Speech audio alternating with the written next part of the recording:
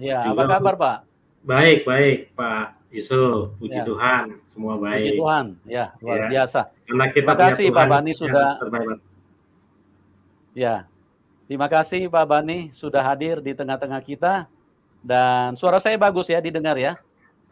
Bagus, suaranya juga bagus ya. Ya, suaranya bagus juga Oke, Bapak. Ya. Gimana Bapak sehat-sehat? puji Tuhan sehat Pak. Ya, luar biasa. Tuhan Yesus Tuhan sehat. dahsyat. Ya, Tentunya Pak Bani sebagai orang yang sudah menerima kasih Tuhan tidak mungkin berdiam diri. Oleh sebab itu, menjadi tanggung jawab kami karena kami sudah merasakan kasih Tuhan, tidak mungkin kami berdiam diri. Maka kasih Tuhan itu harus kami ceritakan. Terlepas daripada orang mau percaya atau tidak, itu urusan masing-masing. Tapi kami tidak berhutang kepada Tuhan karena kami telah menyelesaikan. Karena Tuhan bilang, jadikanlah semua bangsa muridku. Ya, ya, jadikanlah semua bangsa muridku. Jadilah saksi di Yudea, Yerusalem, dan sampai ke ujung bumi. Nah, itulah sebabnya maka hidup yang sudah mengalami kasih Tuhan harus bersaksi, menceritakan. Ya, di dalam Wahyu juga dikatakan bahwa iblis dikalahkan oleh darah anak domba dan oleh kesaksian kita. Makanya kalau Anda sudah mengalami kasih Tuhan, saya percaya pasti Anda rindu berbagi, menceritakan kesaksian bagaimana Anda berjumpa dengan Tuhan. Tapi kalau orang yang malas bersaksi, orang yang malas bersaksi, orang yang takut-takut bersaksi, takut nanti dianiaya atau takut nanti mengalami hal-hal yang tidak baik, nah itu orang seperti itu berarti dia malu mengakui Tuhan. Kalau orang yang percaya kepada Tuhan, Tuhan Yesus bilang, barang siapa yang malu mengakui aku juga akan malu mengakui dia. Oke teman-teman, pada malam hari ini kita akan mendengar kesaksian yang luar biasa. Bagaimana yang tadinya Pak Bani ini adalah iman yang antikris. Artinya dia tidak percaya kepada Tuhan Yesus. Nah, lewat karya Tuhan beliau bisa diselamatkan. Nah, beliau akan ceritakan sendiri kepada kita. Oke Pak Bani, terima kasih sekali lagi dan waktu dan tempat saya serahkan kepada Anda untuk menceritakan kesaksiannya secara utuh, mulai dari latar belakang dulu. Ya, silakan oke. Pak Bani. Ya. Shalom, selamat malam semua saudara-saudara terkasih di Shalom. dalam Yesus Kristus. Kiranya Tuhan memberkati kita semua, karena kita memang memiliki Tuhan yang maha dahsyat, Tuhan yang nyata. Dan saya terima kasih sekali ke Pak Yusuf Manubulu dikasih kesempatan untuk memberi kesaksian. Karena bagaimanapun kita harus bersaksi akan kebaikan Tuhan Yesus. Dan kita harus bersaksi juga bahwa Tuhan kita adalah Tuhan yang nyata dan real yang dapat kita rasakan. Oke, sebaiknya saya cerita dulu. Saya Bani, saya terlahir dari keluarga Muslim. Bukan cuman bapak, ibu, adik-adik kakak saya, tapi saudara sepupu, ponakan semua adalah keluarga Muslim. Artinya tidak ada satupun yang non-Muslim dan tidak ada satupun juga yang ex-Kristen pindah Islam tuh nggak ada. Artinya memang sudah terlahir dari Muslim sebagai Islam. Namun demikian keluarga saya termasuk keluarga yang masih terbuka pikirannya, atau kalau istilah zaman sekarang tuh Islam Nusantara lah, yang masih bisa menerima perbedaan. Namun demikian memang walaupun berbeda, menerima perbedaan dalam arti kita tidak memusuhi, tapi kita juga tetap tidak akan bisa kalau misalkan ada keluarga, saudara ataupun yang masuk Kristen. Itu seperti halnya umat Muslim lainnya, bahwa kita merasa bahwa Islam itu adalah agama penyempurna dari sebelum-sebelumnya. Ibarat kata misalkan ada satu undang-undang, kalau ada undang-undang yang baru kenapa mesti pakai yang lama? Itu pemikiran saya dahulu. Artinya kalau sudah ada kitab yang diturunkan terakhir, Al-Quran, kenapa harus kembali ke yang sebelumnya? Itu pemikiran saya yang dulu. Oke, terus kemudian saya juga melaksanakan juga sholat Jumat, itu saya rajin, puasa Ramadan itu pasti. Cuman kalau sholat 5 waktu, terus terang aja, ya namanya saya juga terlalu munafik ya, artinya masih belum belentong lah kalau sholat 5 waktu. Seperti itu. Cuman untuk pengajian saya masih ikut, dan waktu kecil juga saya pernah diikutin datang guru ngaji gitu untuk belajar ngaji, cuman ya nggak lama seperti itu. Terus kemudian saya juga terus terang pada saat itu lebih suka bermain dengan teman-teman Muslim daripada yang Kristen. Walaupun saya tidak membenci sih, tidak, cuman ya tetap ada rasa memilih tuh ada seperti itu. Karena gimana pun bagi kita bahwa mereka adalah kaum-kaum yang kafir lah, artinya kafir kenapa dia tidak mau menerima Allah Subhanahu wa taala ya, artinya seperti itu, ataupun Nabi Muhammad, dan mereka lebih memilih menyembah manusia seperti itu. Itu perjalanan saya pada saat saya masih di agama seberang, sewaktu saya masih Islam. Terus kemudian dalam perjalanan waktu pelan-pelan, terus kemudian banyak kejadian-kejadian yang saya lihat kok jadi pertanyaan atau pergumulan. Terutama ada peristiwa bom Bali, terus peristiwa 911. Itu kan saya lihat di situ kok begitu apanya ya, begitu sadisnya. Kenapa manusia mesti memusuhi sesama manusia sementara mereka tidak kenal, dan kenapa harus membunuh, bahkan merelakan menjadi bom bunuh diri hanya untuk membunuh manusia yang mereka nilai kafir. Pada saat itu saya juga tetap tidak setuju dengan pergerakan Islam seperti itu. Namun demikian saya tetap mempertahankan keimanan saya, dan saya tetap berpegangan teguh bahwa itu pastilah hanya Islam-Islam yang sesat, yang radikal, yang sesungguhnya Islam tidak mengajarkan seperti itu. Namun demikian, terus terang perjalanan waktu terus kok berulang kali terjadi kejadian seperti itu. Dan bukan hanya di Indonesia saja, ternyata kan radikalisme, intoleransi seperti itu banyak terjadi juga di mana-mana. Bahkan Timur Tengah juga boleh dibilang sesama Islam kok perang. Saya kan bingung gitu loh. Tuhannya sama, Alkitabnya sama, kitabnya Qurannya sama, seperti itu, nabinya sama, Qurannya sama, tapi kok saling bunuh, saling bertikai, di mana masing-masing pihak klaim kebenaran. Seperti misalkan Syiah menganggap Sunni bukan Islam, Sunni pun menganggap Syiah bukan Islam lah. Sementara nabinya sama, kitab sucinya juga sama. Kan saya jadi bingung seperti itu. Akhirnya ya sudah, tetapi saya tetap yakin bahwa mungkin penafsiran inilah yang membuat orang berbeda pandangan pada saat itu ya, karena saya tetap berusaha, tidak mungkin saya menjadi Kristen. Lebih baik saya mati ditabrak mobil atau kecelakaan daripada saya menjadi seorang Kristen, karena memang bagi kami umat Kristen adalah kafir karena tidak mau mempercayai atau menerima Tuhan yang bagi kami saat itu saya anggap sebagai Tuhan sesungguhnya, yaitu Allah Subhanahu wa taala. Nah, kemudian dalam perjalanan terus kemudian makin ke sini itu saya lihat, wah, apalagi terus terang dalam boleh dibilang 10 tahun belakangan ini ya, gerakan-gerakan Islam yang menampilkan wajah-wajah Islam yang garis keras, radikal, intoleran, itu kok makin sering terlihat. Saya jadi makin bingung nih, kok seperti ini. Kalau dia bilang salah penafsiran, salah tafsir atau oknum, kenapa kalau oknum kan cuma 1, 2, 3, 4, 5 orang, tapi ini kok bisa secara terus menerus, dan bukan 1, 2, 3, 4 orang, ternyata ada sekelompok-kelompok orang seperti itu. Nah, saya terus terang aja, dari seringnya kejadian itu saya semakin sering bertanya. Puncaknya pada saat jujur ada ya pilkada DKI itu, di mana kok ini agama bisa dijadikan untuk politik, bahkan sampai sekarang ya seperti itu. Dan terus terang aja gerakan alumni 212 itu, bagi mungkin ada viewer yang nonton di sini, perlu diketahui bahwa gerakan mereka itu 100% tidak akan membuat Islam bertambah, tapi justru 100% gerakan radikal dan intoleran itu malah menjadi para muslim yang masih mau mencari kebenaran atau berpikir akan bertanya dan mencari tahu agama ini seperti apa sesungguhnya.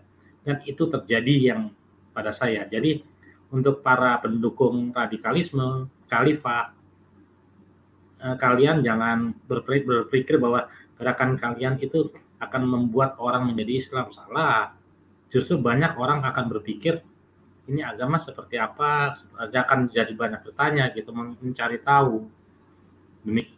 Demikian juga dengan saya terus terang saya ingin mencari tahu kebenaran yang sesungguhnya karena kejadian-kejadian tersebut. Karena Tuhan tuh nggak mungkin lah menciptakan manusia di mana setiap manusia saling membunuh. Ibarat kata misalkan kita sebagai bapak ya, kita punya anak kandung A, B, C. Apakah mungkin kita menanamkan pemahaman yang berbeda kepada anak kita A, B, C? Sehingga A, B, C itu saling berkelahi, saling membunuh. Kan nggak mungkin. Tuhan pasti tidak ingin seperti itu. Gitu loh. Nah, oke, dalam perjalanan waktu saya makin mengalami pergumulan lah ya. Setelah Pilkada DKI itu ditambah sekarang ada FPI lah kemarin ini. Terus ada macam-macam lah seperti itu. Saya sendiri jujur, maaf kata ya, saya udah muak gitu loh. Melihat kelakuan-kelakuan mereka seperti itu yang tidak menampilkan Islam yang rahmat lil alamin seperti itu. Bagi saya pada saat itu mereka justru merusak konteks Islam rahmat lil alamin sendiri. Harusnya kan Islam yang benar harusnya ya Islam yang damai. Jujur aja pada saat itu saya sangat respect sama Nahdlatul Ulama. Bagi saya itu patokan saya sebagai muslim pada saat itu. Oke, singkat cerita tetap saya dalam pergumulan. Nah, pada suatu saat ini karena COVID juga ya, sering tidur siang, jadi malamnya kan nggak bisa tidur, buka-buka YouTube, buka apa, sehingga ada channel-channel tentang apologetika seperti itu. Terus kemudian dalam situ, ya jujur aja yang membuka saya tentang mengetahui tentang isi Quran itu ya salah satunya, jujur aja sih, Christian Prince itu terus terang. Tapi Christian Prince sendiri kan bicara bahwa jangan percaya dengan apa kata dia, tapi catat sendiri apa yang dia omongin. Karena saya mencari kebenaran, saya gini, untuk mencari kebenaran posisikan diri kita sebagai titik nol. Artinya kita bukan Kristen, kita bukan Kristen, bukan Islam, kita titik nol sehingga otak kita di reset gitu seperti itu. Akhirnya saya posisikan seperti itu, saya catat semuanya. Saya catat, terus kemudian saya pelajarin isi Quran, ternyata memang benar. Terutama yang bikin saya sangat tertarik itu bahwa ternyata dalam Quran sendiri, ini yang saya lebih tertariknya ya, itu ternyata dalam Quran itu lebih banyak bercerita tentang Isa Al-Masih. Siapakah itu Isa Al-Masih? Dari seperti itu. Dari situ terus kemudian saya juga ingin mengetahui siapa itu Isa Al-Masih. Terus iseng saya suka bikin quotes status Facebook lah. Cuman saat itu saya tulis di Facebook Jesus quotes seperti itu. Nah, pada saat itu saya belum tulis ayat karena kan saya masih muslim, takut nanti dipikir saya murtad atau apa kan, kafir seperti itu. Nah, cuman rupanya beberapa teman saya mulai memperhatikan kok status Facebook saya sering nulis status-status Alkitab, meskipun saya tidak tulis ayatnya, pasti orang Kristen pasti tahu lah itu dari mana. Sehingga singkat cerita dikontaklah saya oleh 1-2 teman saya, kebetulan salah satunya juga dia murtadin juga, dan dia kontak saya, dia banyak kasih bimbingan saya. Cuman sayangnya teman saya, sahabat saya itu namanya Daniel Tirtayasa, itu baru meninggal Desember kemarin. Dan juga Nindi Ellis yang baru meninggal kemarin ini Januari. Ya, itu juga mereka berdua banyak memberi bimbingan saya. Termasuk juga salah satu artis penyanyi senior kita, yaitu Grace Simon. Kan Grace Simon sekarang sering melakukan pelayanan di Bali. Oke, singkat cerita, saya dipanggil juga lah sama Mbak Grace itu untuk bertemu. Oke, saya bertemu. Nah, pada saat saya bertemu dengan Mbak Grace, dia juga agak ragu tadinya mau ngasih apa ke saya gitu ya, karena dia juga bener nggak nih si Bani sebenarnya udah Kristen atau enggak. Tapi saya bilang enggak, saya masih Islam. Cuman saya memang terus terang ada rasa di dalam hati saya, nggak tahu itu rasa apa ya, kayak ingin mengetahui apa sih sebenarnya isi Alkitab itu, apa sih isi Injil itu. Karena kan kita dalam Islam diharamkan, cukup diimani, tapi diharamkan untuk membacanya. Seperti itu. Kan kita ditanamkan seperti itu. Cukup diimani aja lah, tapi haram untuk membacanya. Karena nanti bisa akidahnya rusak lah atau apa bla bla bla seperti waktu itu macam-macam. Singkat cerita, dikasihlah saya sama Mbak Grace Simon satu buah Alkitab. Itu di tahun 2020 lah, sekitar bulan Maret 2020. Oke, saya baca. Jujur, begitu saya baca Alkitab itu saya sangat kaget bahwa kok ini gila ya, artinya gini, seumur hidup saya belum pernah tahu ada satu buku yang bisa menceritakan garis keturunan manusia dari Adam dan seterusnya hingga Yesus lah. Semua lengkap. Dari ininya, itunya, keturunannya, bangsa-bangsanya. Ini bagi saya juga luar biasa seperti itu. Juga gimana pada saat itu di salah satu surat Ayub juga dijelaskan bahwa ternyata situ sudah dijelaskan bahwa bumi itu ada air terselubung oleh awan, terus kemudian juga ada garis di atas laut yang membedakan siang dan malam. Bukankah itu garis khatulistiwa atau garis ekuator lah, yang kalau kita naik pesawat di atas laut, kalau malam hari kita bisa melihat tuh, sebelah kiri terang, sebelah kanan gelap kalau kita melakukan perjalanan malam pesawat dengan jarak jauh. Banyak kedahsyatan saya lihat di situ. Terus kemudian saya juga baca di Perjanjian Baru, waktu itu masih secara singkat ya.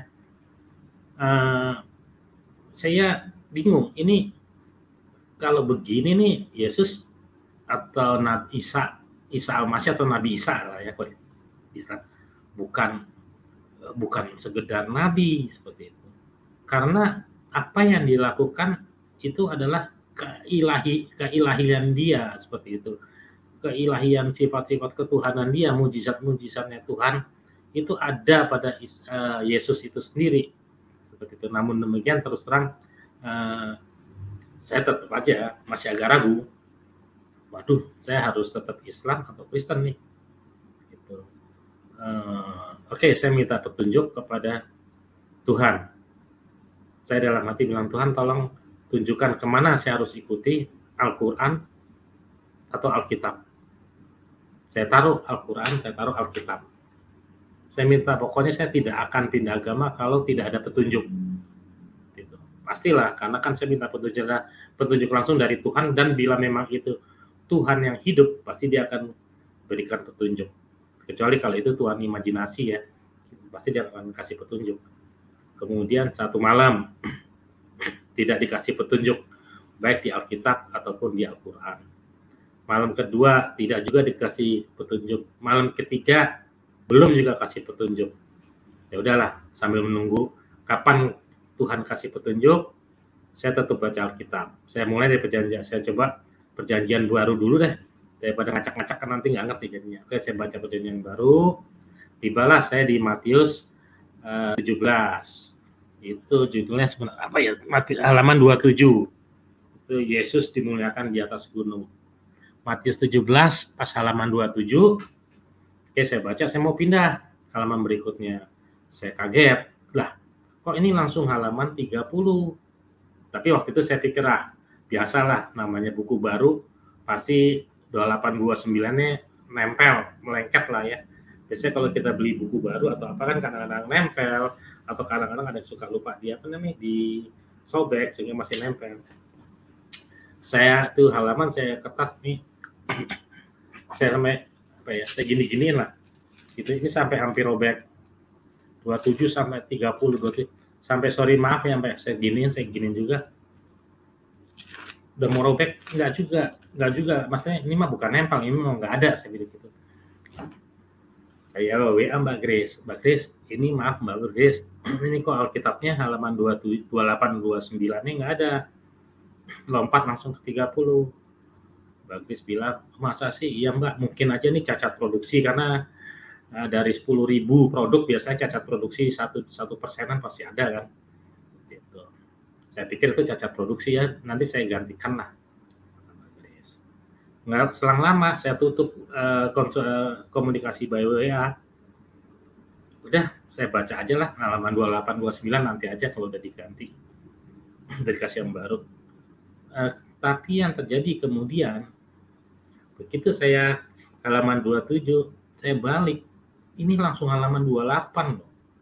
Terus ini 29, ini 30. Jujur di situ saya kaget, sangat kaget. Tadi saya pikir kalau lengket ya nggak mungkin lah, orang udah berkali-kali saya gitu-gitu sampai mau robek, itu kalau saya terusin pasti robek. Kalau nempel ya tadi seperti itu kok, buktinya berikutnya setelah saya itu saya balikin gini langsung ada tuh 2829. Dari situlah saya berkesimpulan inilah petunjuk yang diberikan. Walaupun memang terus terang saya tidak dijumpai oleh Tuhan Yesus secara fisikali, secara visual, tapi saya ditemui oleh Yesus secara rohani. Artinya itu, disitulah Tuhan Yesus memberikan saya petunjuk, ini loh yang harus saya ikuti. Nah, ya udah, karena sudah dapat petunjuk itu, saya yakinkan bahwa saya akan ikut Tuhan Yesus seperti itu. Karena kalau kita baca Alkitab, apa sih yang tidak bisa dia lakukan? Pertama, ini dia bisa, ini dia bisa, ini dia bisa. Jujur aja, saya belum tahu nih ayat. Saya sempat berpikir, satu nih, dia bisa nih. Kalau dia bisa, gue yakin dia pasti Tuhan. Berjalan di atas air. Saya jujur nggak tahu, ternyata begitu saya baca Alkitab, itu ada kan pada saat murid-murid Yesus disuruh pergi naik Galilea di Danau Galilea, Yesus kan nyusulnya malam. Di tengah malam dia terus murid-murid ketakutan, dikira itu hantu. Padahal itu kan Tuhan Yesus sendiri yang berjalan di atas air. Dalam hati pada saat itu saya langsung, wah ini gila nih, ini udah pasti bukan manusia. Mana ada manusia bisa jalan di atas air, kecuali superhero khayalan karya Marvel lah itu. Aquaman juga ada seperti itu. Tapi ini kan real, artinya real, ada bukti sejarah, ada catatan sejarah seperti itu. Segala sesuatu yang bisa dibuktikan dengan kesaksian, catatan sejarah, bukti sejarah, itu baru kebenaran. Kalau tidak bisa dibuktikan itu hanya sekedar klaim seperti itu. Setelah baca itu ternyata bahwa Yesus bisa juga jalan di atas air, dan kemudian bagaimana dia terangkat ke sorga yang disaksikan oleh para murid-muridnya. Ya udahlah, ini sih bukan sekedar nabi lah, ini pasti Tuhan, dialah Tuhan Yesus, dialah yang terkemuka di dunia dan di akhirat, seperti kata salah satu ayat dalam Al-Quran. Karena tidak ada yang terkemuka di dunia, mungkin ada ya beberapa orang, tapi kalau terkemuka di akhirat nggak mungkin ada lebih dari satu. Itu artinya kita menyekutukan Tuhan kita sendiri. Jadi ya inilah benar-benar Tuhan yang sesungguhnya.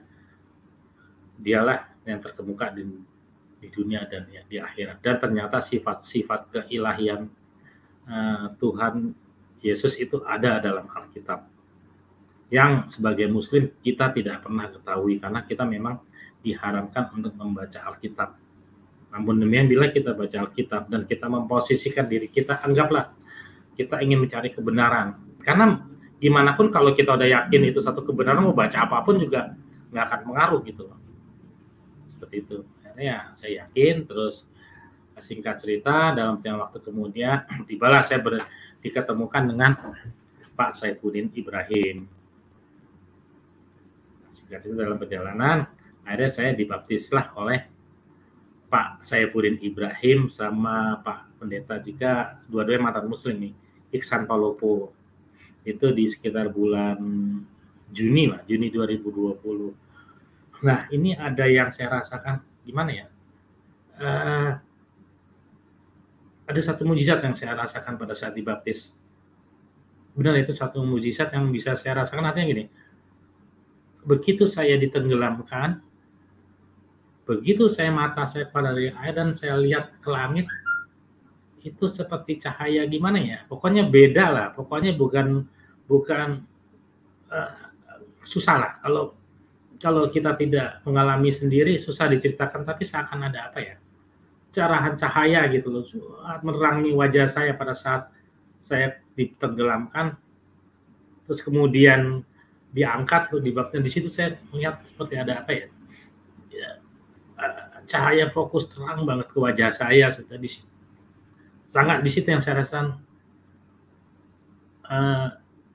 ya itu yang saya rasakan pada saat saya dibaptis. Saya pada saat itu juga langsung menangis, saya peluk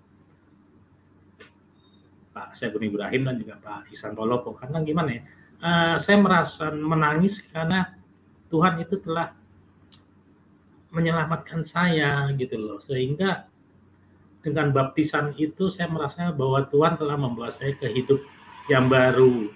Tinggalkan jiwa saya yang lama, kedagingan lama itu saya tinggalkan, dan inilah Tuhan telah membawa saya ke jiwa yang baru, kejiwaan yang baru lah, dan tinggalkan kedagingan yang lama.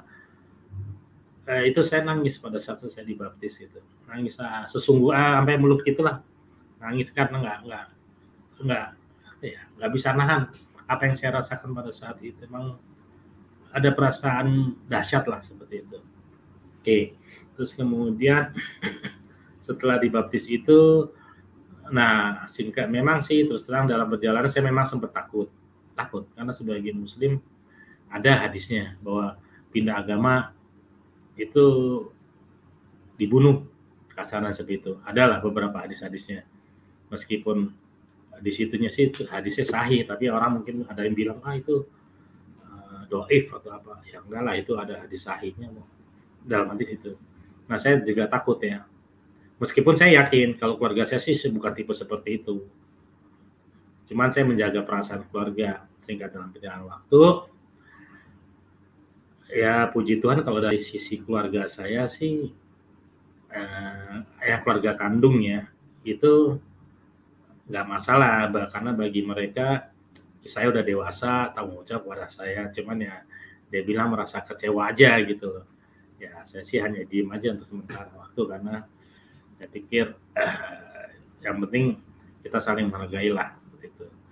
Nah cuman memang terus terang, kalau kehilangan teman tuh iya itu betul, kehilangan teman artinya bukan teman memusuhi, tapi teman yang tadi teman main, teman jalan. Begitu dia tahu saya sudah Islam, saya sudah Kristen, dia tidak memusuhi, tapi yang tadinya sering ngajak kemana-mana jadi menjaga jarak, menjauh gitu loh, seperti itu. Ada juga 1-2 saya bingung nih kok langsung unfriend Facebook saya gitu loh.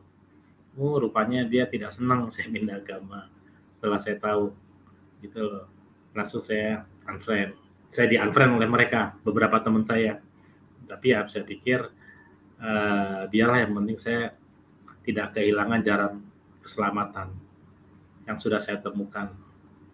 Jangan sampai kehilangan Tuhan Yesus, karena sudah pasti dialah juru selamat dan hidup manusia.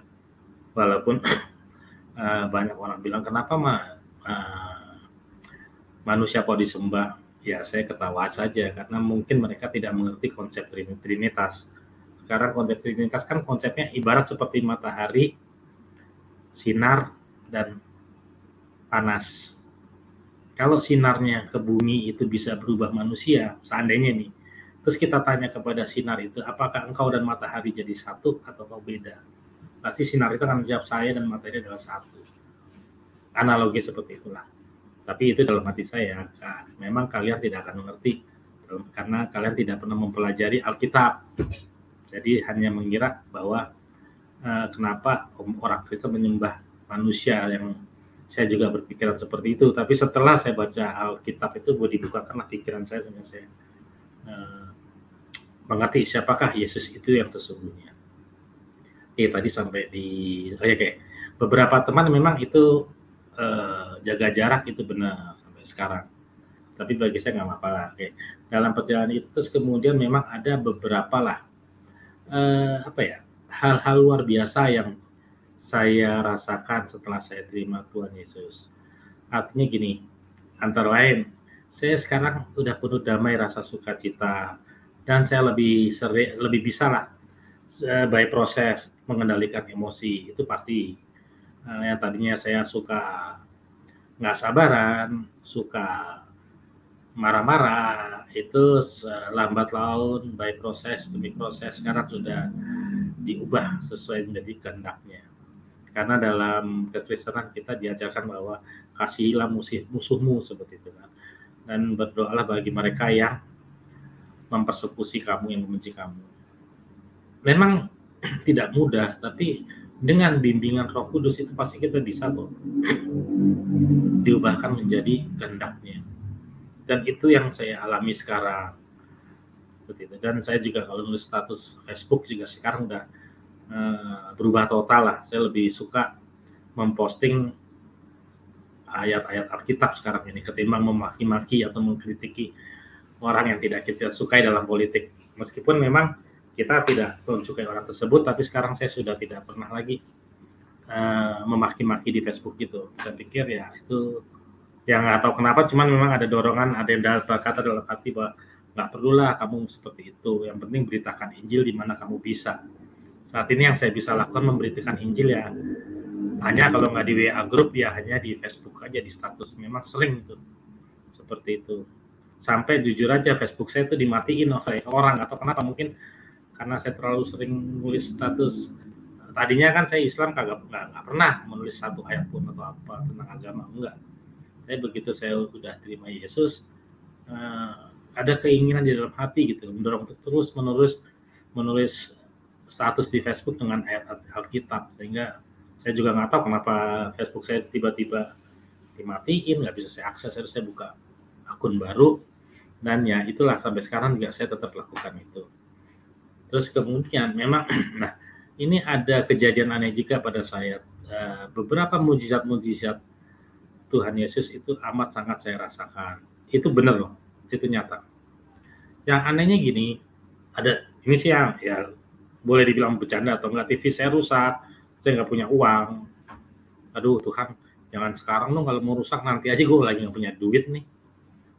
Puji Tuhan, nggak tahu kenapa tiba-tiba, lah kok ini garis-garisnya hilang, normal semua, seperti itu. Sampai ada kakak rohani bilang, wah Tuhan Yesus bisa dimontir elektronik, katanya seperti bercanda seperti itu. Tapi itu realitas seperti itu real, itu hanya salah satunya. Terus kemudian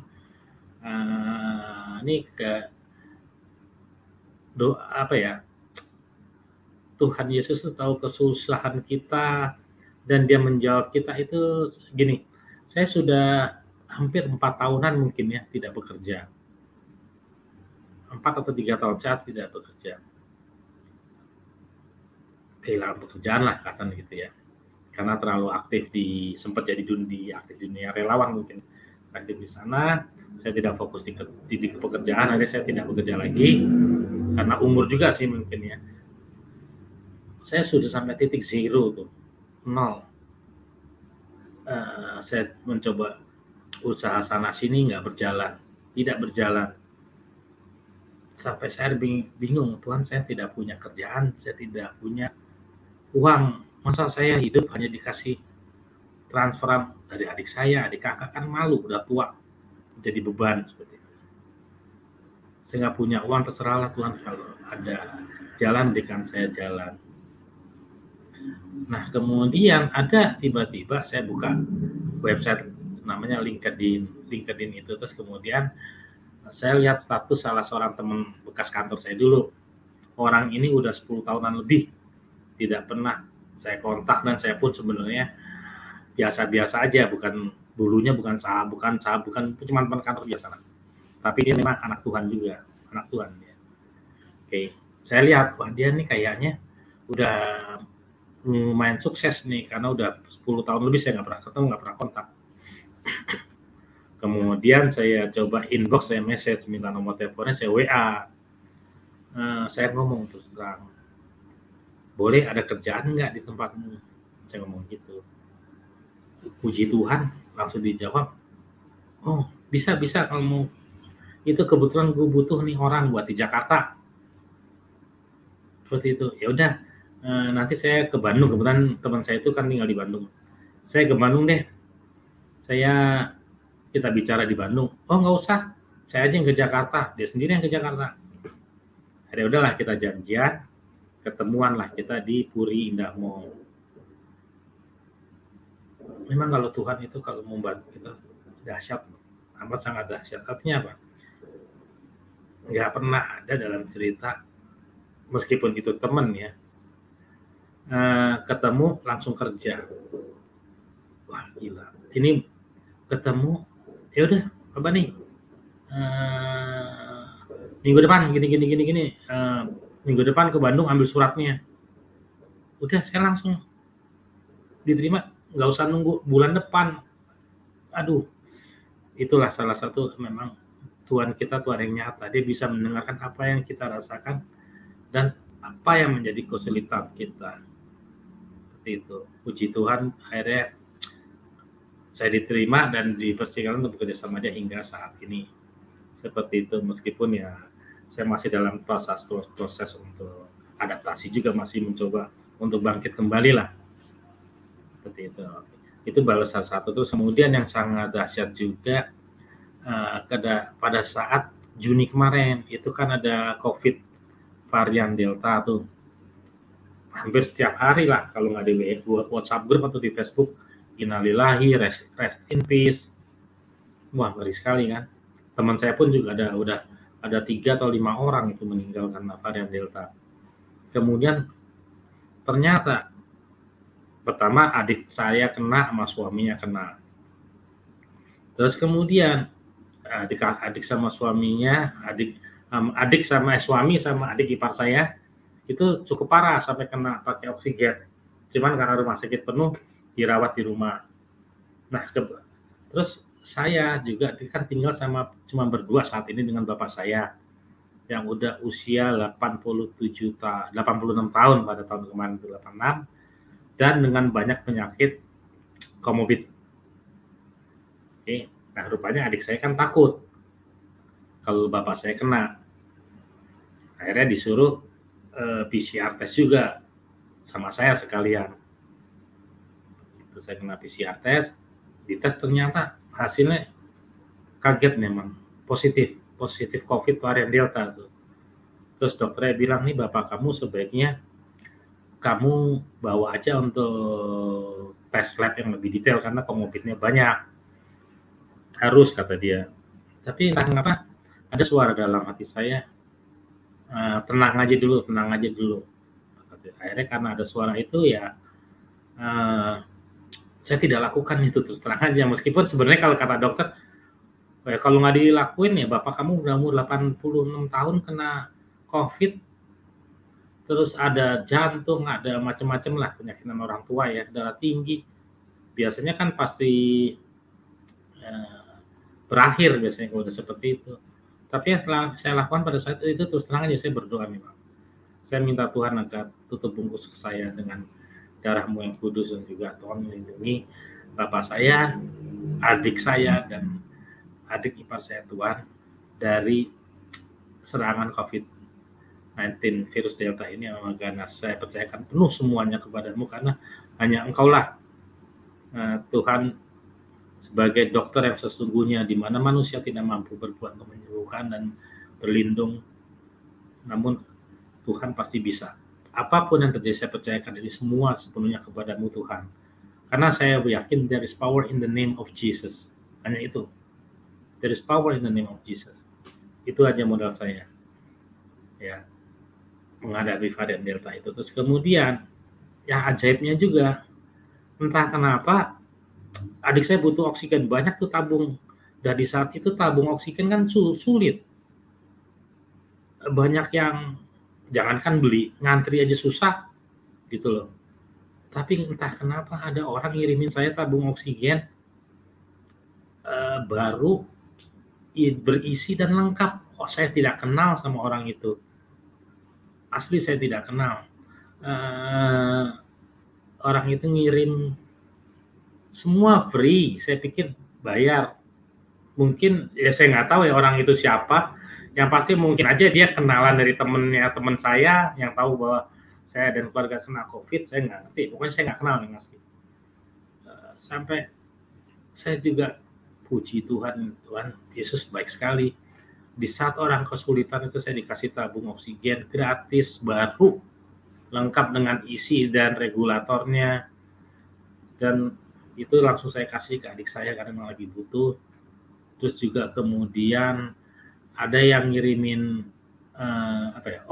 obat-obat juga, suplemen. saya juga nggak kenal sama orang tersebut. Itu saya nggak cerita bohong, karena di dalam kekristenan kita tidak boleh bercerita bohong, karena tanggung jawab kita sudah langsung terhadap Tuhan yang ada di dalam diri kita sendiri. Dan makanya apa yang saya katakan dan saya kasih kesaksiannya tidak satupun yang bohong. Akhirnya ya sudah, dan puji Tuhan juga setelah 5 hari, tadinya saya pikir kalau bapak saya ada sedikit perubahan mulai turun, saya akan bawa ke rumah sakit ke cek lab, tapi ternyata enggak, masih biasa aja. Saya sendiri bingung, umur 86 tahun kenapa varian Delta kok biasa aja, nggak merasa. Tapi ada saya tidak bingung bahwa ternyata kuasa Tuhan bekerja seperti itu. Dan puji Tuhan juga adik saya disembuhkan, adik ipar saya juga disembuhkan, bapak saya disembuhkan, dan puji Tuhan juga saya pun juga disembuhkan. Dan kami diberi keselamatan dari virus Delta COVID-19 tersebut. Memang Tuhan Yesus dahsyat lah, seperti itu. Mungkin bagi yang belum menerima Tuhan Yesus pasti biasalah dia menyela atau apa, tapi biarlah, karena gimana pun kebenaran tidak bisa kita paksakan. Tapi kebenaran tidak bisa kita paksakan, tapi bisa kita rasakan apabila kita memang sudah menemukan kebenaran itu. Selain itu ada satu juga yang saya juga agak aneh sekarang ini. Dulu ini saya kalau kena hujan, gerimis, itu pasti flu. Sekarang ini puji Tuhan nggak pernah flu loh. Padahal kena kehujanan gitu saya juga bingung, saya nggak tahu lah. Mungkin ya boleh dibilang itu salah satu juga lah Tuhan Yesus berikan kepada saya. Oke, singkatnya dalam perjalanan waktu. Terus kemudian ada satu hal yang saya sukai dalam pelajaran dalam kekristenan ini, bahwa dalam kekristenan ini kita itu tidak manusia dibentuk, diproses menjadi manusia yang bisa mengerti siapakah itu Tuhan, apakah itu kehendaknya. Artinya begini, kita tidak pernah dilarang atau kasarannya diharamkan untuk terhadap sesuatu seperti itu ya. Tapi bila kita sudah tahu dan apa yang menjadi kehendak Tuhan Yesus, kita sudah akan mengerti bahwa itu tidak akan kita lakukan gitu loh. Jadi karena itu bukan benda atau barangnya yang dilarang, tapi manusianya diproses, sehingga manusia itu sendiri setelah diproses oleh Tuhan Yesus akan mengetahui bahwa ini jangan, ini jangan. Dengan sendirinya, meskipun tidak ada ketentuan halal haram bukan dalam kekristenan, tapi bukan itu poinnya. Bukan bendanya yang diproses menjadi apakah ini benda halal atau haram, tapi manusianya itulah diproses. Dan manusia proses tumbuhlah iman. Dalam iman itu kita bisa mengerti segala kehendaknya. Jadi kita sudah mengetahui apa yang menjadi kehendak Tuhan dan apa yang tidak menjadi kehendak Tuhan. Jadi sudah nggak perlu lagi lah benda-bendanya dilarang atau enggak, karena kita sudah mengetahui bila ini tidak baik ya tentu Tuhan tidak berkehendak. Intinya kan seperti itu aja. Satu, terus kemudian juga saya baru tahu bahwa Tuhan Yesus itu datang tidak untuk mengajarkan agama. Tidak. Karena agama bisa dibuat oleh siapa saja. Artinya manusia bisa membuat agama.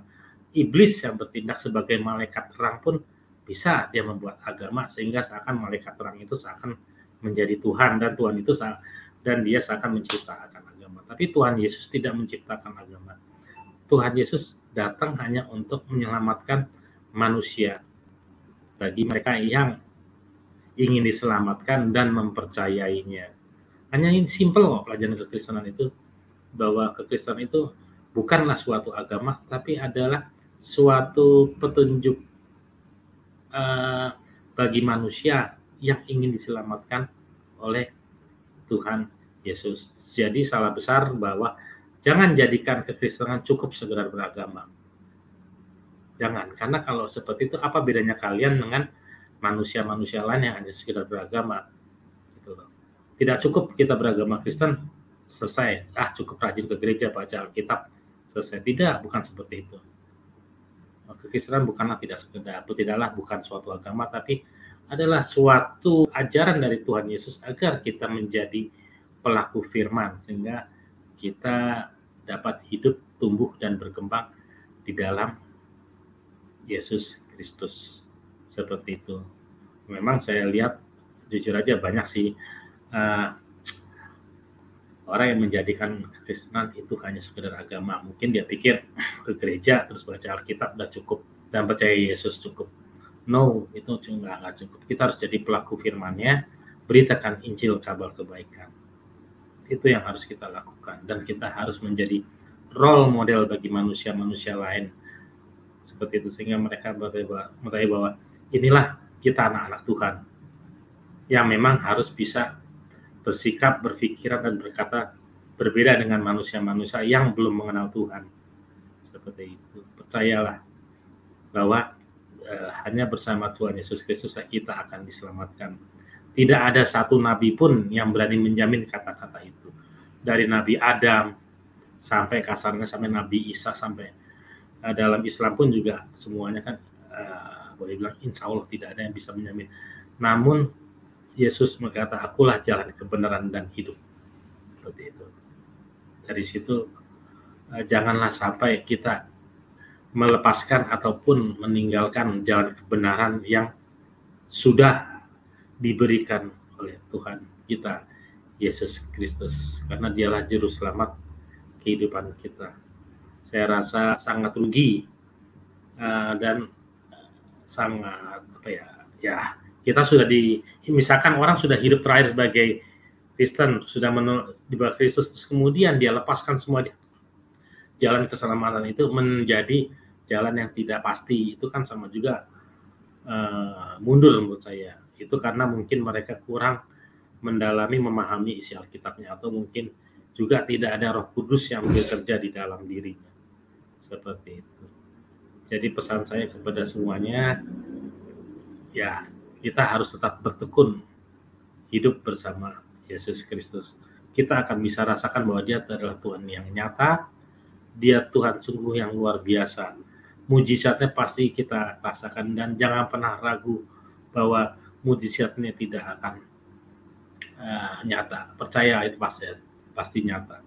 Satu kata-kata yang saya suka dan seandainya saya, yaitu yang membuat saya tidak pernah takut, bahwa saya sangat yakin there is power in the name of Jesus. Itu yang membuat saya sekarang sangat yakin dan tidak ada keraguan sedikit pun bagi saya untuk hal itu. Seperti juga Filipi 1:21, karena bagiku hidup adalah Kristus dan mati adalah keuntungan. Itu yang harus saya jalankan saat ini. Saya rasa sekian dulu kesaksian saya. Oh ya, dan bagi yang masih kurang percaya, ya memang kita tidak bisa memaksakan kebenaran. Biarlah mereka mencari kebenaran bila ingin menemukan kebenaran. Mereka memaki-maki, mereka menyela-nyela, ya biarlah. Pak, ini masih di dunia. Kebenaran itu baru akan kita temukan nanti pada saat kita sudah mati. Dan pada saat kita mati, kita sudah tidak bisa berbuat apa-apa lagi. Kecuali kita sudah hidup dalam kepastian bersama Yesus Kristus, Juru Selamat kehidupan kita semua. Terima kasih semuanya, kiranya Tuhan Yesus memberkati kita semua. Amin. Haleluya. Ya, luar biasa sekali. Tuhan Yesus adalah Tuhan yang menyatakan diri kepada manusia. Dan memang itu adalah mutlak. Kalau kita mau mengenal Tuhan yang benar, Dia harus bisa menyatakan diri. Karena bagaimana kita paham firman-Nya? Misalnya dikatakan bahwa Tuhan Maha Pengasih, Tuhan itu adalah kasih. Ya tentu Dia harus menyatakan diri. Kita harus merasakan langsung kasih-Nya. Karena kalau kita hanya mempercayai buku, maka sulit untuk bisa dikatakan itu adalah kebenaran. Kita harus rasakan, misalnya saya katakan Pak Bani, narasumber kita pada malam hari ini adalah Pak Bani. Misalnya saya katakan Pak Bani itu pengasih, orangnya mengasihi. Nah, saya tidak pernah rasakan kasihnya, berarti saya berdusta dong mengatakan Pak Bani ini adalah orang yang pengasih, penyayang. Jadi kita harus alami teman-teman, ya. Dan ini penting karena ini urusan kekekalan. Urusan iman itu urusan pribadi dan tidak bisa join, ya, tidak bisa grup. Artinya istri tidak bisa bareng-bareng dengan suami waktu mempertanggungjawabkan kehidupan yang telah dia jalani selama berapa tahun dia ada di dalam dunia. Jadi kitalah yang harus mempertanggungjawabkan masing-masing. Dan maka itu saya katakan penting sekali untuk kita mengalami Tuhan. Jadi misalnya saya katakan, oh yang saya minum ini air putih. Ya itu harus dialami dong. Sama seperti tadi saya bilang, dia maha baik. Nah, kalau cuma tulisan di buku, waduh, saya terus terang, saya tidak akan pernah percaya kalau itu hanya tertulis di dalam buku. Saya tidak mengalaminya. Jadi firman ini benar-benar saya alami. Dia pengasih dan penyayang. Dan kata-katanya juga jelas sekali. Jikalau kamu ditampar pipi kanan, berikan pipi kirimu. Ini tidak bisa dibantah, ini adalah firman. Makanya itu satu benang merah dengan dikatakan dia maha pengasih. Ya, tapi kalau misalnya Tuhan saya tidak rasakan kasihnya, saya punya kesaksian sangat diragukan. Ya. Terus yang kedua, kita mengatakan Tuhan itu maha kuasa. Nah, maha kuasa, kuasa apa yang kita rasakan? Ya tentu harus ada kuasa secara pribadi yang kita rasakan. Kalau cuma bilang, oh dia bikin matahari, ya semua juga biar orang ateis juga mengakui itu. Bahwa ada yang menciptakan itu dan dia yang maha besar. Tapi kalau kita katakan secara pribadi menjadi iman kita, maka harus kita alami kuasanya. Baru pernyataan kita bahwa dia maha kuasa itu mempunyai bukti otentik, mempunyai kebenaran. Dan kebenaran itu adalah urusan pribadi manusia dengan Tuhan. Jadi sekali lagi tidak bisa grup, tidak bisa bersamaan. Anak tidak bisa bersama-sama. Iman orang tua dihisapkan, diikut sertakan dengan anaknya, nggak bisa. Ya, kalau orang tuanya beriman kepada Tuhan Yesus dan dia percaya dengan sungguh-sungguh, berarti dia lakukan firman Tuhan. Tapi kalau anaknya tidak melakukan apa yang tertulis di dalam firman Tuhan, berarti dia tidak beriman kepada Tuhan Yesus, dia tidak beriman kepada firman-Nya. Begitu teman-teman, ya. Jadi mengenal Tuhan itu sangat simpel, sangat mudah. Dari pengajarannya kita bisa lihat. Berdoalah buat musuh-musuhmu. Tuhan Yesus tidak pernah mengajarkan kalau kamu ditampar pipi kanan, hantam kepalanya, kalau perlu putuskan kepalanya. Itu tidak ada, ya. Karena memang benar firman Tuhan itu dia adalah kasih. Firman-Nya itu satu paralel, satu jalur dengan kasih, ya. Jadi begitulah teman-teman. Kita harus cerdas, kita harus teliti, kita harus benar-benar sungguh-sungguh memperhatikan, jangan sampai nanti nyesal.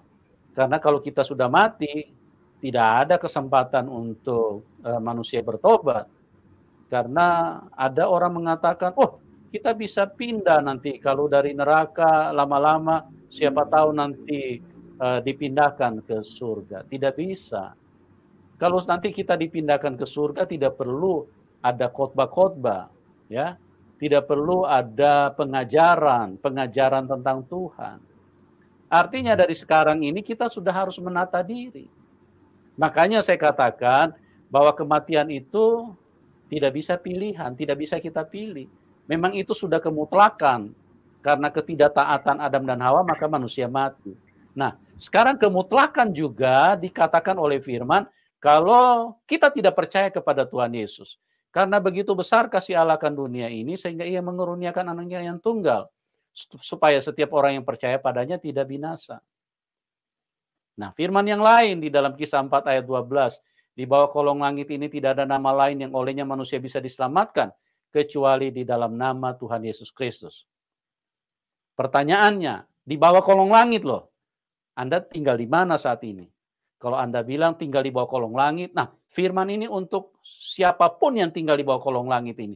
Di bawah kolong langit ini tidak ada nama lain yang olehnya manusia bisa diselamatkan. Jadi begitu teman-teman. Yohanes 14 ayat 6 jelas sekali bahwa penegasan yang dikatakan oleh Tuhan, akulah jalan kebenaran dan hidup. Akulah jalan. Ya, itu berarti mutlak bahwa dialah jalan. Di luar dia tidak ada jalan. Jalan tertutup. Karena dengarkan teman-teman, kita mau ke surga mau pakai apa? Mau pakai Grab nggak bisa. Ya. Paling-paling kalau lewat jalan tol bisa. Kita mau pakai pesawat juga nggak bisa. Naik paling sudah 35.000 kaki, dia turun lagi karena habis bahan bakar. Kita mau pakai apa? Apalagi cuma pakai sarana transportasi laut, nggak bisa. Tidak ada yang bisa membawa kita ke surga. Tapi Tuhan Yesus membuktikan 2000 tahun yang lalu. Dia terangkat ke surga dan disaksikan oleh ribuan mata. Oleh ratusan mata pada waktu itu. Ya, dia terangkat naik ke surga. Dan dialah yang berkata, akulah jalan kebenaran dan hidup. Dia jalan, dia kebenaran, dan dia kehidupan. Ya, artinya di luar dia kematian. Di luar dia tidak ada kebenaran. Oleh sebab itu, mari kita bersama-sama pastikan hidup kita bahwa kita berjumpa dengan kebenaran.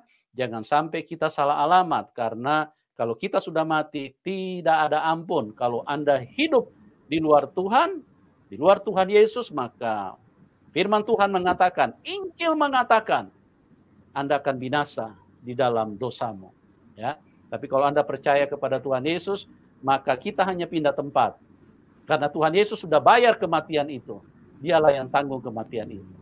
Oke, Pak Bani, terima kasih buat kesaksiannya. Mungkin di bagian akhir ini Bapak mungkin sedikit, ya singkat saja Pak. Berikan pesan yang lebih tajam kepada teman-teman supaya mereka, siapa tahu mereka belum mengenal Tuhan, ya, supaya mereka bisa semakin diarahkan untuk mengenal siapa Tuhan Yesus itu, Pak. Singkat saja, Pak. Silakan, Pak. Sebenarnya singkat aja ya. Ya. Gini, singkatannya, janganlah kita menjadi pembaca firman, jadilah kita pelaku firman. Karena kalau kita hanya menjadi pembaca firman, tidak firman itu tidak akan menghasilkan iman, dan iman itu tidak akan menghasilkan buah. Itu kalau kita hanya membaca firman. Jadi saya pesankan, jadilah pelaku firman, agar kita bisa hidup bersama dan di dalam nama Tuhan Yesus Kristus kita. Itu aja pesan saya, Pak. Buat terima semuanya. kasih. Ya, terima kasih Pak Bani, kesaksian yang luar biasa yang sudah memberkati kita semua. Bagaimana Pak Bani mengalami Tuhan, berjumpa dengan Tuhan, dan itulah yang mengubahkan kehidupan beliau. Sekarang beliau punya kepastian bahwa satu kali kelak apabila beliau meninggalkan dunia ini, maka tersedia tempat, yaitu di dalam kerajaannya, karena Tuhan Yesus bilang, akulah jalan kebenaran dan hidup. Tidak ada seorang pun yang bisa datang kepada Bapa kecuali melalui aku. Ya, melalui Tuhan Yesus. Oke, bagi Anda yang diberkati, boleh dukung Pak Bani. Nomor rekeningnya kami taruh di layar deskripsi. Dan juga bagi teman-teman, kami ucapkan terima kasih buat Anda semua yang sudah bergabung di dalam link ini. Kami mengasihi Anda semua, doa kami, kasih karunia Tuhan biarlah menyentuh setiap kita. Oke, semuanya terima kasih, Tuhan Yesus memberkati, dan salam kemenangan. Amin.